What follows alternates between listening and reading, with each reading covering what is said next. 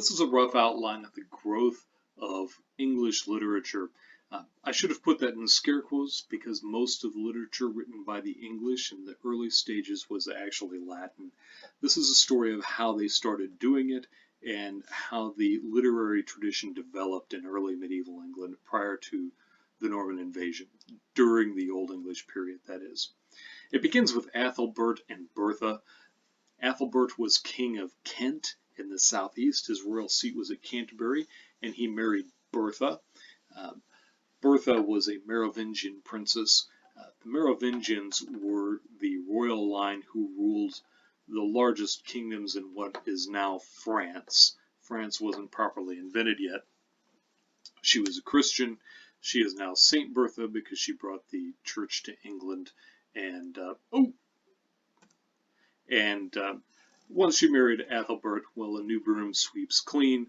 Athelbert starts going to church, gets on board with the general European idea of Christendom, of this cultural,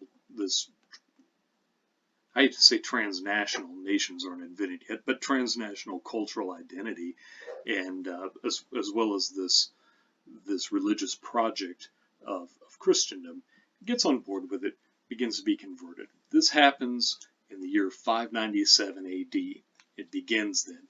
597 AD is one of the few dates you must know in this class. 597 is when the English begin to be converted to Christianity, at least out of Canterbury. Remember that Iona thing's happening out there too. This is really important because this means that you have to start writing books. You have to start reading books, and you have to start writing things. You have to get on board with the textual culture of the church, which was conducted in Latin. The things tottered along for a while, and then later on in the 600s, one of the popes sent Theodore of Tarsus up to become the Archbishop of Canterbury. There had been 5 archbishops of Canterbury. The conversion was underway, but some maturation was needed, and so the pope sent up a scholar to start a school to make sure that things could really get up to speed in England, that they would have the intellectual and academic culture to sustain this ecclesiastical project. Theodore is an interesting figure because he's from Tarsus. Tarsus is St. Paul's hometown. The city of Tarsus is now in modern-day Turkey, in the southeast of it. And to imagine Theodore of Tarsus, who certainly knew Greek, certainly knew Syriac, was probably displaced from his hometown by the first waves of Muslim expansion and Persian conquest in the early 600s, by 640 or so, certainly before 660, went and worked in Rome as part of the church, so he was certainly very good at Latin, and then went up to do this job and be Archbishop of Canterbury and grow the English church. He was a fabulously learned man, and the school that he started around the Cathedral of Canterbury was really a model from the most civilized cities of the East. Leapfrogging, I hate to say Dark Ages Europe, but leapfrogging some rather backwards regions in Western Europe and planting a fresh seed on English soil. This school, I have to use the arrow that goes the right direction. This school produced all kinds of things. Within a very short time, there was this literary culture happening in southern England, which gives us Oldhelm. And you remember Oldhelm was writing Latin riddles in the 600s. And then by the end of the 600s, York had begun to flourish. At Wearmouth Jarrow, where Bede was living, and in fact was working at this time, they were copying entire manuscripts of the Bible. And in fact, the Codex Amiatinus is the oldest complete Latin Bible still in existence. It was written around the year 700 in the north of England. You can still go see it in Italy if you want. It's beautiful. I haven't seen it. That's Ezra right there, figured as a medieval monk with a giant armarium, a big book cabinet. Of course, Ezra would have been writing scrolls, but that's a different thing if he had time to write. And there are some other monuments that turn up from this period too. That island of Lindisfarne produced the Lindisfarne Gospels, this deluxe manuscript of the four Gospels at about the same time. It's decorated. Now you'll notice it's decorated in a style that owes a lot to Ireland, more to Ireland than to Rome. But it's written there in Latin too, just like the Codex Amiatinus, except if you look very closely at the words in it, you can see that it's glossed in English. And there's a lovely link here we can follow if we wish, but we don't have to. We could follow a link to that if we wished and go find that at the British Library and look at all of the. So there was a nascent English culture. There was a strong tradition of Latin writing that grew in England in the early parts of this period, after the year 600, up through the 700s, even up past 800. People were writing in Latin in more sophisticated ways than people were writing in most of the areas on the continent. Northern England was sending missionaries out to what's now Germany in order to found schools. And in fact, it's from one of those guys, Alcuin, who went to work at the court of Charlemagne, that we know so much about the library at York. He wrote this poem about it, about how wonderful it was. Of course, he wrote the poem as a lament after Vikings burned it, but that's another thing.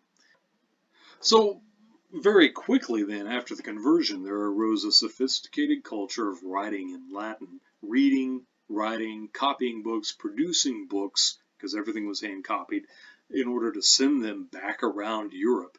That elaborate Codex Amiatinus was produced in order to be sent back to Rome as a gift for the Pope. And that wasn't arrogance. They were that good. It was an amazing time.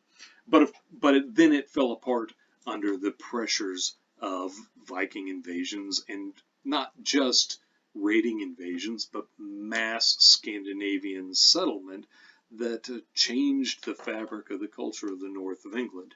There were still Christian English people going on up there, but remember, the rank and file of people weren't literate, and they weren't part of this schooling project. This was the province of a tiny elite, and that tiny elite was very easily disrupted.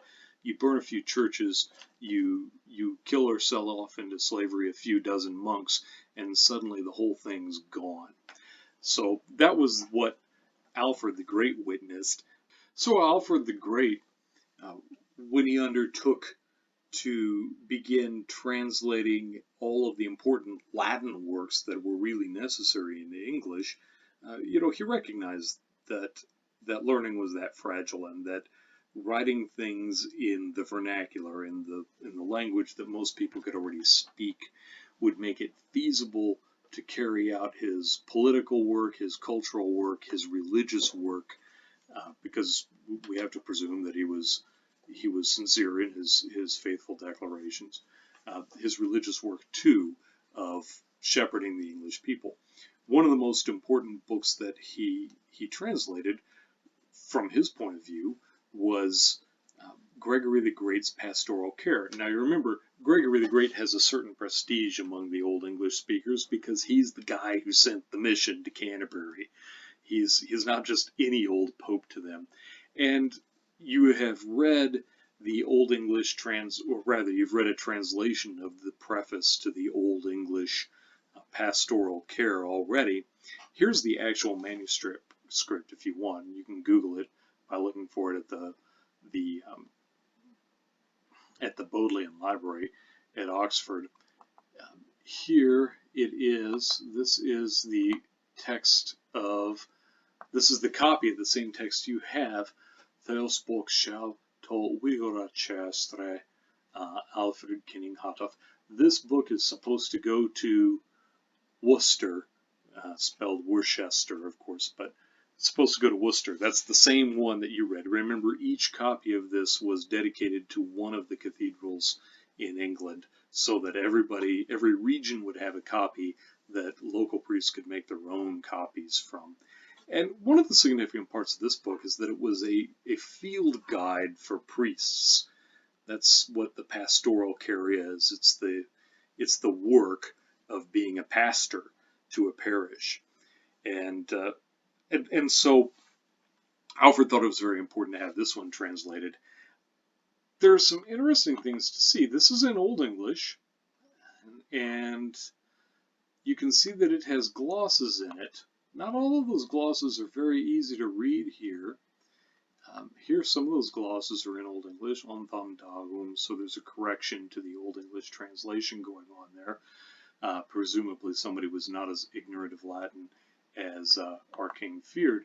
But here, if we take a look at it, we can see that Jeornliche, a good Old English word, is translated, it's glossed in Latin, studiose, eagerly or studiously, with enthusiasm. Here too, this is a Latin gloss. This is a book that survived its utility in Old English to a time when people didn't readily understand this form of English. They could read it well enough, but it was helpful to go ahead and gloss it in Latin to support the reading. So that's a little bit startling. I'm going to go in an awkward way back to Alfred the Great. And here's Alfred the Great again. And by the way, no contemporary portraits exist of Alfred the Great, but we've got here this old penny of his. The face, though, is formed on such a traditional Roman model that it's not really reliable, and in any case, it's not a very naturally styled face. I think we have a cubist approach to a nose going on there up at the top. But some of the effects of Alfred's translation project are really very important. He elevated English, a vernacular, that is a non-Latin language, he elevated English to the status of Latin, practically, at least within England. He brought it up to a literary stature. It became a language to be used for theology, a language to be used for preaching, for poetry, for law, and for government business. So that was a real contribution. And Gregory wasn't... There we go. Gregory wasn't alone in that either. Because of the pressures of Scandinavian settlements and the Viking disruptions up north, the culture of English learning was pressed down to the south, and it centered on two cities. One was Canterbury, and one was, of course, Winchester. Winchester had the backing of the royal court, and Canterbury was the seat of ecclesiastical power. But within 60 years or so after the death of Alfred, there came a wave of church reform that centered on Winchester. And it started like this. St. Dunstan was actually Archbishop of Canterbury, and this may be his own self-portrait in a class book from back when he was a student at Glastonbury. But Dunstan, Archbishop of Canterbury, together with a couple of other really influential monks, got together and got fired up about a kind of ecclesiastical reform they picked up on from the continent that would put a more monastic spirituality in charge of the church and more monks in charge of church institutions. They got royal backing for this and began working out of a school in Winchester, and their school came to be called the Winchester School. And students from the Winchester School moved all over the country and went to work doing the work of the church. Of course, they came to constitute that tiny literary elite, and they were all trained in Winchester in the West Saxon dialect by a group of people who were very into the idea of conformity. I don't mean that in a crass way, just they wanted to institute some uniformity that they thought would be productive across the church, and that included the language. So West Saxon became elevated to the de facto literary standard for two reasons. One was, after the Viking invasions, and thanks to the concentration of power at the royal court in Winchester, it was the only game in town, really, that had the money, leisure, and backing.